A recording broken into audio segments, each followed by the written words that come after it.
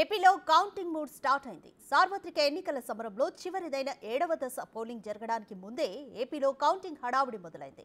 CEC video conference, CS review, political పార్టీల సమావేశాలు, పోలీసుల మాక్ డ్రిల్స్ తో ఏపీలో కౌంటింగ్ మూడ్ స్పష్టంగా కనిపిస్తోంది. జస్ట్ ఫ్యూ డేస్ ప్రజల ఆశీర్వాదం కూటమిక, రెండోసారి జగన్ సీఎం అవుతారా, కింగ్ ఎవరు, కంగు తినేది ఎవరు?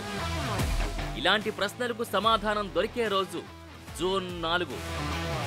ఎవరి ఫేట్ ఏంటో తెలిసే రోజు దగ్గరకొచ్చేసింది. మిగిలింది జస్ట్ 4-5 డేస్ మాత్రమే.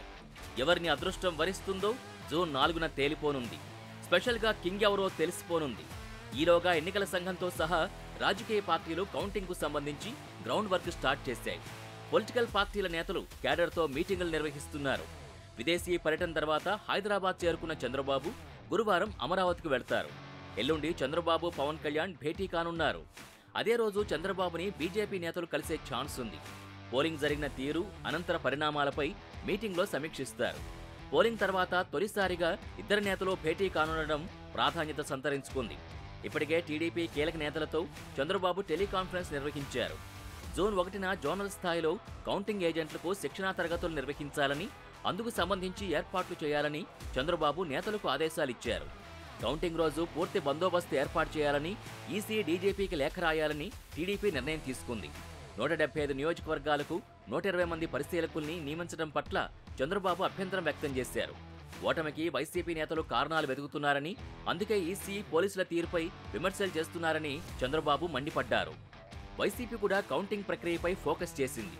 కేంద్ర కార్యాలయంలో కౌంటింగ్ ఏజెంట్లకు పలు అంశాలపై దిశానిర్దేశం చేస్తున్నారు.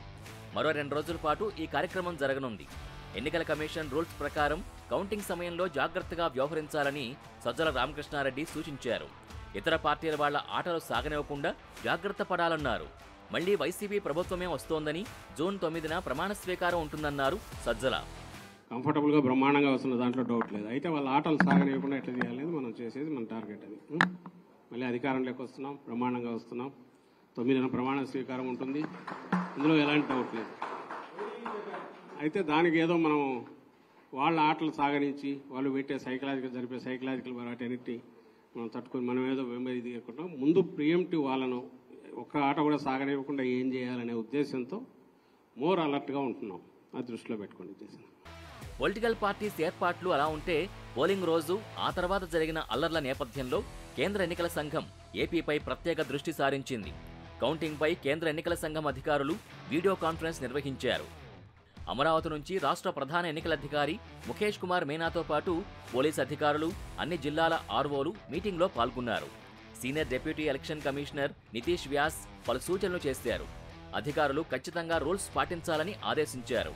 మరోవైపు ఏపీలో కౌంటింగ్ రోజు తర్వాత అల్లర్లు జరుగుతాయని ఇంటెలిజెన్స్ హెచ్చరించిన నేపథ్యంలో సెక్యూరిటీని మరింత టైట్ చేస్తున్నారు. ఇప్పటికే పోలీసు శాఖ గొడవలు తలెత్తితే ఎలా మేనేజ్ చేయాలో ప్రాక్టికల్గా అనేక మాక్ డ్రిల్స్ కూడా చేసింది. కౌంటింగ్ ప్రక్రియపై సీఎస్ జవహర్ రెడ్డి సమీక్ష నిర్వహించారు. ఎన్నికల ఫలితాల అనంతరం విజయోత్సవ ర్యాలీల నిర్వహణకు అనుమతులు లేవని ఇప్పటికే ప్రకటించారు. చట్టాన్ని అతిక్రమిస్తే ఎంతటి వారినైనా ఉపేక్షించేది లేదని స్పష్టం చేస్తున్నారు. శాంతియుత కౌంటింగ్ ప్రక్రియ నిర్వహణకు ప్రజలు, రాజకీయ నాయకులు సహకరించాలని కోరుతున్నారు. రాష్ట్ర వ్యాప్తంగా అన్ని హోటల్స్, లాడ్జీలలో ముమ్మర తనిఖీలు చేసి అనుమానితుల్ని అదుపులోకి తీసుకోవాలని జిల్లాల ఎస్పీల్ని డీజీపీ హరీష్ కుమార్ ఆదేశించారు.